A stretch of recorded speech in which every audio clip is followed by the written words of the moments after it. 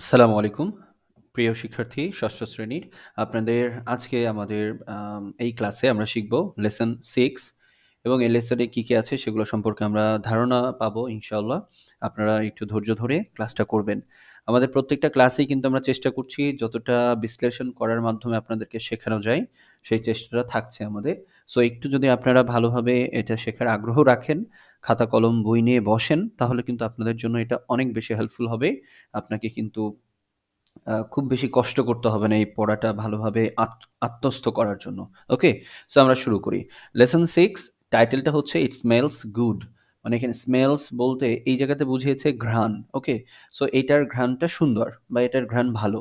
এরকম একটা টাইটেল এই লেসন 6 এ দেওয়া হয়েছে। আফটার কমপ্লিটিং, আমি যদি এখানে দেখি, after completing the lesson students will be able to ask and answer questions. তারা স্টুডেন্টস তারা কি করতে পারবে? কোয়েশ্চেন জিজ্ঞাসা করতে পারবে এবং উত্তর দিতে পারবে। Participate in short dialogues and conversation on familiar topics.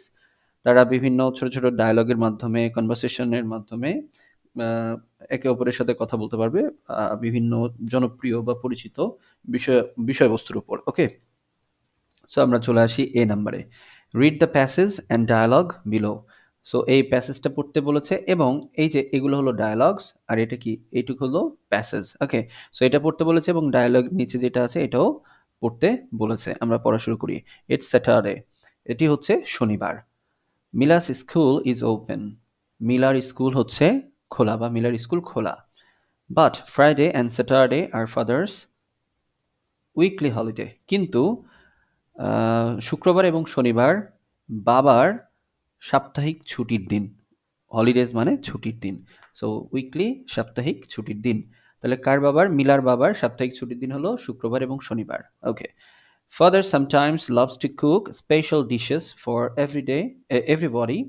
বাবা মাঝে মাঝে খুব ভালোবাসেন রান্না করতে কি বিশেষ কোনো খাবার। ডিশেস বলতে খাবারের কথা বলেছে। খাবার কাদের জন্য? সবার জন্য, পরিবারের সবার জন্য। অন স্যাটারডেজ, প্রত্যেক শনিবার, শনিবার করে, ঠিক আছে? প্রত্যেক শনিবারে বাবা বিশেষ ধরনের খাবার রান্না করতে ভালোবাসেন পরিবারের সবার জন্য। It's 2 o'clock time for Mila to come back from school. এখন 2টা বাজে, এটাই ঠিক টাইম যখন মিলা তার স্কুল থেকে চলে আসবে। Mother is sitting the table. মা একটা টেবিলে বসে আছেন। Mila's two younger sisters are playing in the living room. মিলার আরও দুজন ছোট বোন রয়েছে। তারা এই যে বসার ঘরে, লিভিং রুম বলতে আমরা বসার ঘর বলতে পারি, এখানে তারা কি করছে? খেলছে। The door bell rings. তো দরজার যে বেলটা সেটা বেজে উঠলো। মিলা কামস ইন। মিলা ভেতরে প্রবেশ করলো বা ভেতরে এলো। ওকে। সো এবার আমরা এই ডায়ালগের মধ্যে আসি, প্যাসেজটা শেষ পড়া। মিলা বলছে, hi mom, I am back. ওহে মা, আমি চলে এসেছি। ওয়ার্স বাবা? বাবা কোথায়? মম বলছে বা মা বলছে, ইন দ্য কিচেন। তোমার বাবা তো রান্না করে। Today is Saturday, remember? আজকে শনিবার, ভুলে গেছো? মনে নেই তোমার? এরকম, বা মনে করো, এই একটা বোঝাচ্ছে এক্সপ্রেশনটা। তারপরে দেখেন মিলা বলছে, রাইট, হ্যাঁ তাই তো, ঠিক। বাবাস কুকিং ডে, আজকে তো বাবা রান্না করার দিন। হাই বাবা, what are you cooking today? তারপরে মিলা তার বাবার কাছে মানে রান্নাঘরে চলে গেল এবং বাবাকে বলছে, ওহে বাবা, আজকে তুমি কি রান্না করছো? It smells good. তুমি যেটাই রান্না করছো সেটার খুব দারুণ একটা ঘ্রাণ পাচ্ছি। বাবা বলছে, ইটস মোরগ পোলাও ডিয়ার। এটা হচ্ছে মোরগ পোলাও। ইয়োর ফেভারিট ডিশ, তোমার পছন্দের যে খাবারটা সেটি। মিলা বলছে, ক্যান আই ট্রাই সাম? আমি কি একটু এটা খেয়ে দেখবো বা টেস্ট করব কি? এই ট্রাই বলতে এখানে চেখে দেখার ব্যাপারটা বোঝাচ্ছে। বাবা, নো ইউ কান্ট। না, তুমি এটা পারবে না। You know the rule, don't you? তুমি এই নিয়মটা তো জানো, জানো না কি? Go and wash your hands first. প্রথমে তুমি যাও এবং তোমার হাতটা পরিষ্কার করে এসো, তারপর অন্য কথা। মিলা বলছে, প্লিজ বাবা, আম কামিং সুন। তখন মিলা বলছে, ঠিক আছে বাবা, আমি খুব দ্রুত চলে আসছি। কামিং সুন মানে খুব দ্রুত চলে আসছি। বাবা বলছে, ওকে, হেয়ার ইজ ইয়োর ডিশ। ঠিক আছে, এই যে নাও, তোমার ডিশ রেডি। মিলা বলছে, ইট টেস্ট সো ডেলিশিয়াস। এটা খুবই সুস্বাদু লাগছে। এই কথা বলছে। ঠিক আছে? মনে থাকবে? সো এবার আমরা চলে আসি A1 এইখানে work with partner ask and answer the following questions. So এই কোয়েশ্চেনগুলা ABCD এই কোয়েশ্চেন্সগুলা আপনার আরেকজন বন্ধুর সাথে মিলে প্র্যাকটিস করার কথা বলেছে। সো আমি উত্তরগুলো লিখে দিয়েছি। আপনি আপনার মতো করে উত্তর লিখতে পারবেন, কোনো অসুবিধা নেই। সো এই নাম্বার কোয়েশ্চেনটা কি? What's your favourite food? তোমার পছন্দের খাবার কি? My favourite food is biryani. আমার পছন্দের খাবার হচ্ছে biryani. B number what do you usually have it? তুমি এটা আসলে কোথায় পাও? সাধারণত তুমি সচরাচর এটা কোথায় পাও? I usually have it at home. আমি এটা আমার বাসায় পাই। সি নাম্বার হু প্রিপেয়ার্স ইট? কে এটা তৈরি করে বা প্রস্তুত করে? My mother prepares it. Okay, very good. এভাবে আপনার উত্তর করবেন। D number question how does it test? এটা কেমন খেতে বা কেমন এটা স্বাদ? ইট টেস্ট ভেরি গুড। আপনি এখানে ভেরি গুডের জায়গায় আরও এক্সট্রা ওয়ার্ড ইউজ করতে পারেন। ডেলিশিয়াস এটা ব্যবহার করতে পারেন। সো গুড ব্যবহার করতে পারেন। এটা আপনার মতো করে ইউজ করবেন। ওকে, এবার আমরা চলে আসি A2। A2তে দেখেন লেখা আছে practice the conversation in section A with a friend. মানে কনভারসেশন কোথায়? সেকশন এ হচ্ছে যে এইটা, এই যে আমরা যে কনভারসেশন পড়লাম না, এই কনভারসেশন, এটাকে বলা হচ্ছে সেকশন এ এর কনভারসেশন। তো ওইটাকে প্র্যাকটিস করতে বলছে আরেকটা ফ্রেন্ডের সাথে। Remember to use proper stress, মানে এটা অবশ্যই মনে রাখবে কি করতে? স্ট্রেস বলতে এখানে জোর দিয়ে বলা আর ব্যাপারটা, যে কোন বাক্য বলার সময় কেমন জোর দিয়ে কথা বলতে হবে। আমি যেমন করে পড়লাম আর কি ওইভাবে অনেকটা অভিনয় করার মতো করে পড়তে হবে। অ্যান্ড ইন্টোনেশন, ইন্টোনেশনটা কি দেখেন লিখে দিয়েছে up and down movement of your voice. আপনার গলার স্বর ওঠানামা করানোটাকেই বলা হচ্ছে এখানে ইন্টোনেশন। ওকে, আপনি কখনো জোরে কথা বলতে পারেন, কখনো একটু ধীরে গলার স্বরে, কখনো নামিয়ে, কখনো একটু গলার স্বর ভেঙে কথা বলার ব্যাপারটা যেটা, সেই ব্যাপারে বলা হয়েছে ইন্টোনেশন দিয়ে। ওকে, সো এবার আমরা চলে আসি A3তে fill in the blanks in the following sentences with the words in the box. Blanks মানে কি? ব্ল্যাঙ্কস মানে শূন্যস্থান। ওকে, সো নিচের এই ব্ল্যাঙ্কসগুলো শূন্যস্থানগুলো পূরণ করতে বলেছে কোনটা দেখে? এই যে এই বক্সের যেগুলো আছে এগুলো দেখে নিচেরগুলো পূরণ করতে বলেছে। আমি দেখেন পূরণ করে দিয়েছি অলরেডি। আপনারা এটা দ্রুত আপনাদের বইয়ে পেন্সিল দিয়ে লিখে নিতে পারেন। ওকে, সো প্রথমে একটু আমরা বাংলাটা জেনে নিই। হ্যাঁ, স্মেল মানে কি? এই যে ঘ্রাণ, এটা বলতে পারি। সি মানে দেখা, লুক মানেও দেখা, নো মানে জানা, লাইক মানে পছন্দ করা, ওয়ান্ট মানে চাওয়া। ওকে, সো আমি শুরুতে এ নাম্বারে আসি। এ নাম্বারে বলা হয়েছে I dash him very well. So এখানে উত্তর হবে I know him very well. Okay, তারপরে B number the new dress looks great. এই নতুন জামাটি দেখতে খুবই চমৎকার লাগছে। C number Rina wants to collect stamps. Rina চায় কি করতে? কালেক্ট মানে সংগ্রহ করা, স্ট্যাম্পস বলতে আমি বলেছি ডাক টিকিট হবে। ওকে, সো সেই ডাক টিকিটগুলো কালেক্ট করতে চায়। D number I can see a butterfly near the flowers. আমি একটি প্রজাপতি, বাটারফ্লাই মানে প্রজাপতি, দেখতে পাচ্ছি কোথায়? নিয়ার দ্য ফ্লাওয়ার, একটা ফুলে মানে ফুলগুলোর, একটা ফুল না, ফ্লাওয়ার্স অনেকগুলো ফুলগুলোর পাশে আমি একটা বাটারফ্লাই দেখতে পাচ্ছি। The flower smells sweet. The flower smells sweet. এই ফুলটি খুবই সুন্দর একটা ঘ্রাণ দিচ্ছে, বা এর এর ঘ্রাণটা কেমন? মিষ্টি, রাইট? এই ফুলটার ঘ্রাণ মিষ্টি। অ্যান্ড মুরাদ, লাস্টেরটা বলছে F number, Murad like to buy dictionary. এখানে দেখেন লাইকটা হবে না আর কি, এখানে আসবে লাইকস। ওকে, কেন লাইকস এলো? কারণটা হচ্ছে আমি নিচে দেখিয়ে দিব, বাট এখানকার উত্তরটা হবে কি? লাইকস। ওকে, মনে থাকবে? সো এই উত্তরগুলো আপনারা সুন্দর করে লিখে নেন। হ্যাঁ, আমি এগুলোকে একটু ইয়ে করে দিই, তাহলে আপনার জন্য দেখতে সুবিধা হবে। ওকে, সুন্দর। আরেকবার দেখে পজ করে দিয়ে আপনারা এটা লিখে নিতে পারবেন, কোনো অসুবিধা নাই। এবার আমরা চলে আসি নিচে। A4 read the passage below and choose which verb from is appropriate. নিচের এই প্যাসেজটা পড়তে বলেছে এবং এর ভিতরে যে ভার্বগুলো দেওয়া আছে প্রত্যেকটাতে দেখেন এই যে অবলিক দিয়ে দেওয়া আছে, একটা দেওয়া আছে অথবা আরেকটা, একটা অথবা আরেকটা। সো আমাদের চুজ করতে হবে কোনটা এখানে একদম সঠিক। ওকে, যথার্থ ভার্ব কোনটা সেটা বের করতে হবে। Underline the word you choose. আপনি যেটা সঠিক বলে মনে করছেন সেটা নিচে আন্ডারলাইন করতে হবে। আমি অলরেডি এখানে কিন্তু আন্ডারলাইন করে দিয়েছি, আমি জাস্ট আপনাদেরকে একটু বুঝিয়ে দিই। হ্যাঁ, Shikha Banu works or is working, কোনটা হবে? Right, as a waitress in a restaurant in Chittagong. তাহলে এখানে একটু বিষয়টা আমরা একটু খেয়াল করি। দেখেন নিচে আমি বেশ কিছু জিনিস লিখে রেখেছি, এটা একটু আপনারা দেখেন। প্রেজেন্ট, এই যে দেখেন present simple tense or present indefinite tense, ঠিক আছে? এই টেন্সটা কি? নিয়মিত কোনো কাজ করা হয় এমন বোঝাতে ব্যবহার করা হয়। তাহলে নিয়মিত আমরা কি কাজ করি? যেমন আমি খাই, আমি পড়ি, আমি ঘুমাই, আমি খেলি, আমি দৌড়াই, হ্যাঁ? এই ব্যাপারগুলো কি আমরা নিয়মিত করে থাকি। আমি গোসল করি, নিয়মিত করে থাকি। সো নিয়মিত দৈনন্দিন জীবনে আমরা করে থাকি প্রত্যহ, প্রতিদিন এরকম কাজগুলোকে আমরা কি বলতে পারি? প্রেজেন্ট সিম্পল টেন্স অথবা প্রেজেন্ট ইনডিফিনিট টেন্স দিয়ে প্রকাশ করতে পারি। মানে এই সেন্টেন্সগুলো আমরা এই টেন্সের মাধ্যমে লিখতে পারি। তো এখন একটু জানা দরকার যে প্রেজেন্ট সিম্পল টেন্স অথবা প্রেজেন্ট ইনডিফিনিট টেন্সের স্ট্রাকচারটা কি, মানে কি গঠনটা কি এটার, হ্যাঁ, কিভাবে লিখতে হয়। সো গঠনটা হচ্ছে দেখেন সাবজেক্ট, তারপরে ভার্বের প্রেজেন্ট ফর্ম, তারপরে অবজেক্ট। মনে থাকবে সাবজেক্ট, ভার্বের present form, object. Very good. এবার আসেন প্রেজেন্ট ইনডিফিনিট টেন্সে এই একটা রুলস আমাদের এই রুলটা আমাদের মনে রাখতে হবে, হ্যাঁ, এই নিয়মটা মনে রাখলে অনেকগুলো উত্তর সহজ হয়ে যাবে। প্রেজেন্ট ইনডিফিনিট টেন্সে বাক্যে যদি সাবজেক্ট থার্ড পারসন সিঙ্গুলার হয় তবে ভার্বের সাথে এস বাই এস যুক্ত হয়। মনে থাকবে, সবসময় মনে রাখতে হবে এতটুকু, সব এইটুকু এক লাইন মুখস্থ রাখতে হবে, হ্যাঁ। প্রেজেন্ট ইনডিফিনিট টেন্সে বাক্যে যদি সাবজেক্ট থার্ড পারসন সিঙ্গুলার হয় তবে ভার্বের সাথে এস বাই এস যুক্ত হয়। বেশ কয়েকবার এটা পড়ে নেন, মুখস্থ করে ফেলেন, হ্যাঁ।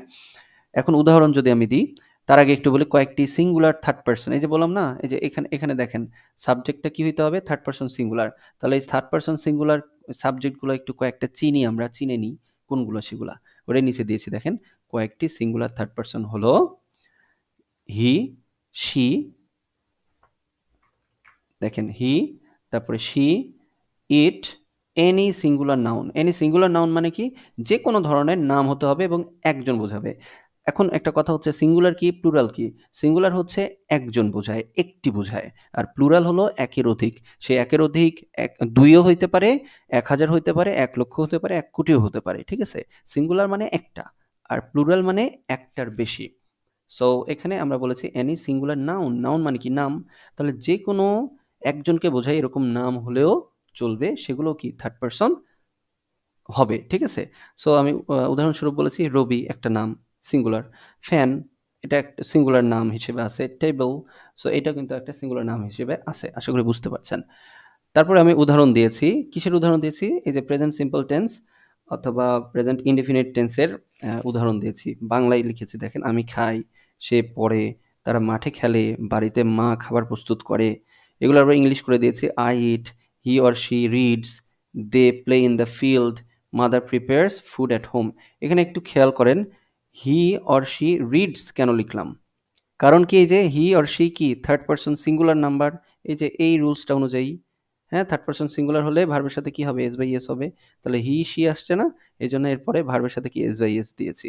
ক্লিয়ার? তারপরে এখানে দেখেন মাদার প্রিপেয়ার্স, এই মাদার, মা তো একটা মাদারকেই বোঝাচ্ছি, তাই না? সো এটা হলো এনি সিঙ্গুলার নাউন এর ভিতরে পড়ে এবং এটা থার্ড পারসন সিঙ্গুলার, তার জন্য এই যে দেখেন প্রিপেয়ারের সাথে এস যুক্ত হয়েছে।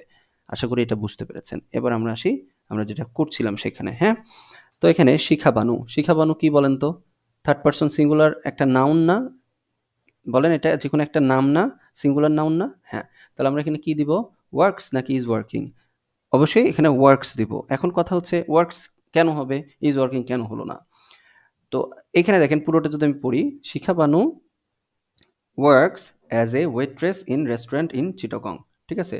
তাহলে শিখাবানু চিটাগংয়ে একটা রেস্টুরেন্টে কি করে? খাবার পরিবেশক হিসেবে চাকরি করেন। তো এটা কি তার নিয়মিত কাজ নয়? নিয়মিত কাজ করছে। সাধারণত তিনি এটাই করেন। তার জন্য এটা কি প্রেজেন্ট সিম্পল টেন্স অথবা প্রেজেন্ট ইনডিফিনিট টেন্সে এটা প্রকাশ করতে হবে। সো যেহেতু বাক্যটা প্রেজেন্ট ইনডিফিনিট টেন্স বা সিম্পল প্রেজেন্টে প্রকাশ করতে হচ্ছে, সেহেতু আমাদেরকেও এই রুলসটা মাথায় রাখতে হবে যে সাবজেক্ট যদি থার্ড পারসন সিঙ্গুলার হয় তাহলে ভার্বের সাথে কি হবে? এস বাই এস যুক্ত হবে। এই জন্য আমাদের এখানে ওয়ার্কস হয়েছে। আশা করি আপনারা বুঝতে পেরেছেন, তাই না? Very good. ওকে, সো আমরা এবার পরেরটাতে আসি। শি, এখানে দেখেন she tax orders and serves food two customers. এই যে এখানেও দেখেন উদাহরণটা একটু দেখে নেন, যে এই পরের লাইনে কিন্তু কোনো ভার্বের নিচে এরকম বোল্ড করা নেই, তাই না? কালো করা নেই, কিন্তু আমরা একটু এখানে খেয়াল করলে বুঝতে পারবো। এখানে দেখেন শি, শি কি বলেন তো? থার্ড পারসন না? এরপরে একটা ভার্ব বসছে না? দেখেন টেক্স বলা আছে, বুঝতে পেরেছেন? সো এইভাবে কিন্তু আমরা বুঝতে পারছি আমাদের ওই রুলটা কত বেশি কার্যকর। আচ্ছা, পরের লাইনে আসি। বাট টুডে, কিন্তু আজকে, দ্য চিফ কুক, যিনি প্রধান রাঁধুনি, হ্যাজ সাডেনলি ফলেন ইল, তিনি হঠাৎ করে অসুস্থ হয়ে পড়েছেন। সো তাই শি, তাই সে বা তিনি, এই যে শিখা বানু, তিনি helps or is helping the other cooks in the kitchen, তিনি তাদের কিচেনে অন্যান্য যারা কুক রয়েছেন তাদেরকে সাহায্য করছেন। এখন বলেন তো, এটা কি প্রত্যেক দিন সাহায্য করেন? না তো, উনি তো ওয়েট্রেস হিসেবে কাজ করেন খাবার পরিবেশন করতে। কুকিং করার সময় এই কিচেনের মধ্যে যে হেল্প করা কিন্তু তার কাজ নয়। কিন্তু আজকে তাদের প্রধান শেফ যিনি, তিনি হলো আসেন নাই বা অসুস্থ, তার জন্য তাকে করতে হচ্ছে, এবং সেটা কি এখনই করছেন তিনি। তো এটা কন্টিনিউয়াস, এটা হলো চলমান একটা ঘটনা বোঝাচ্ছে, এই জন্য আমরা এখানে ইজ হেল্পিং ব্যবহার করব। ক্লিয়ার? আশা করি এটাও বুঝেছেন। Very good. বুঝতে না পারলে অবশ্যই বারবার ভিডিওটা দেখবেন, আমি চেষ্টা করছি যতটা ক্লিয়ার করা যায়। ভিডিওটা লং হয়ে যাচ্ছে, বাট আমি চাই আপনারা যেন ভালোভাবে এটা উপলব্ধি করেন। তারপরে দেখেন শি, শি কি বলেন তো? থার্ড পারসন, এবং শি দিয়ে কতজনকে বোঝাচ্ছে? একজন না অনেকগুলা? শি মানে সে, মানে একজন কি বোঝাচ্ছে? তাহলে সিঙ্গুলার। তাহলে এর সাথে শি মেক্স নাকি ইজ মেকিং? এখানে দেখেন ইজ মেকিং হবে। কেন? কারণটা হচ্ছে ওই যে এই টোটালটা দেখলামই তো, এই জায়গাতে তো আমরা দেখলামই তিনি হেল্প করতেছেন কিচেনে। সো হেল্পের সময় কি করছেন, সেই হেল্পের কাজগুলোই বলছে এখানে। শি ইজ মেকিং পুডিং, তিনি হেল্পটা করতেছেন কি করে? পুডিং তৈরি করে দিয়ে হেল্প করতেছেন। সো তখন কিন্তু তিনি পুডিংটা তৈরি করছেন। সো এটাও কিন্তু চলমান। ওকে? তারপরে দেখেন she thinks or is thinking of her son Priyam, তিনি তার ছেলে প্রিয়ামের কথা ভাবছেন। কখন? যখন পুডিংটা তৈরি করছেন। তাহলে কি এই ভাবনাটাও কিন্তু চলমান। তার জন্য কিন্তু এখানে আপনার উত্তরটা কি হবে? আপনার উত্তরটা হবে কিন্তু, দেখেন আমি কিন্তু থিঙ্কিং এর উপরে দিয়ে রাখছি না, দেখেন দাগ দিয়ে রেখেছি কোথায়? Is thinking, is thinking. Very good. এবার আসেন নিচে। নিচে যদি আসি, এখানে আপনি দেখবেন how he loves or is loving pudding. এটা দেখেন যে এ চিন্তা করতেছে কে? এই যে শিখা বানু চিন্তা করতেছে, আমার ছেলে এটা কতই না ভালোবাসে। ছেলে কি এখন খাচ্ছে? না তো, এখন তো ঘটছে না এটা। ছেলে এটা ভালোবাসে মানে কি? তার এটা দৈনন্দিন একটা কাজ, নিয়মিত একটা ব্যাপার যে সে ভালোবাসে এটা খেতে। সো তখন আবার আমরা ওই রুলসে ফিরে গেলাম। এই যে হি লেখা আছে না, হি কি থার্ড পারসন, তাহলে এর ভার্বের সাথে কি বসবে? S by S. সো এইটা আমাদের উত্তর। বোঝা গেছে? আবার দেখেন শি এবার কি Shikha Banu wants to make a pudding for Priyam when she goes back home today. So প্রিয়ামের জন্য তিনি একটা কেক বানাতে চান যখন তিনি বাসায় ফিরে যাবেন এই রেস্টুরেন্ট থেকে। তাহলে মানে ভবিষ্যৎ কালটা বুঝাইতে, খুব নিকট ভবিষ্যৎ বুঝাইতে। এখনো কিন্তু তিনি তৈরি করেন নাই, এখনো কিন্তু তিনি বাসায় ফিরে যান নাই। তিনি বাসায় ফিরে গেলে তার সন্তানের জন্য তিনি অবশ্যই পুডিংটা তৈরি করবেন। এই ভবিষ্যৎ, অদূর ভবিষ্যৎ বুঝাইতে, খুব কাছের ভবিষ্যৎ কোনো কথা বুঝাইতে আমরা ওয়ান্টস ব্যবহার করতে পারি। রাইট? সো এখানকার উত্তরটা কি হবে বলেন তো? এখানকার উত্তর হবে এই যে এই ওয়ান্টস, আমি এখানে দাগ দিয়ে দিচ্ছি ওয়ান্টস। ওকে? হ্যাঁ, আচ্ছা, এই যে ওয়ান্টসটা হবে উত্তর, লিখে নেন। তারপরে আসেন সাডেনলি, এখানে কি এসছে দেখেন, suddenly she here's or hearing someone সেইজ। So এখানে আমরা বুঝতে পারছি এই যে কথাগুলো তিনি ভাবছিলেন, এই ভাবতে ভাবতে তিনি শুনতে পেলেন বা তিনি শুনতে পেল। রাইট? শুনছেন এরকম না, কিন্তু হঠাৎ করে ডাকছে, তিনি শুনতে পেলেন। সেই ক্ষেত্রে আমরা এখানে হিয়ার্স ব্যবহার করেছি, ইজ হিয়ারিং হবে না, যে তিনি শুনছেন এরকম না, জাস্ট ডাকলো কেউ, শিখাবানু শুনছেন, শেষ, এটা কিন্তু চলছে না, এই জন্য শুনতে পেলেন এটা বলবো আমরা। Someone says the pudding is done আপা, shall I take it off the oven? তাহলে এই পুডিংটা কিন্তু হয়ে গেছে আপা, আমি কি এটা ওভেন থেকে নামিয়ে ফেলবো বা ওভেনটাকে আমি বন্ধ করব, এরকম একটা কথা বলেছে। তখন উইথ স্টার্ট শিখা বানু তখন বললেন, সেইজ, ইজ সেইং না, শিখা বানু যে বলছেন এরকম না, কিন্তু এই যে দেখেন কোটেশনের মধ্যে এই যে এগুলাকে কি বলে জানেন? Quotation mark. উপরেরটাতেও দেখেন এই যে এখানে কিন্তু কোটেশন মার্ক দেওয়া আছে, দেখতে পেয়েছেন? কোটেশন মার্ক দেওয়া আছে।